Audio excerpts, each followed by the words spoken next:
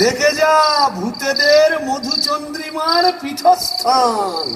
বাঁশবাগানের মাথার ওপর চাঁদ উঠেছে ওই।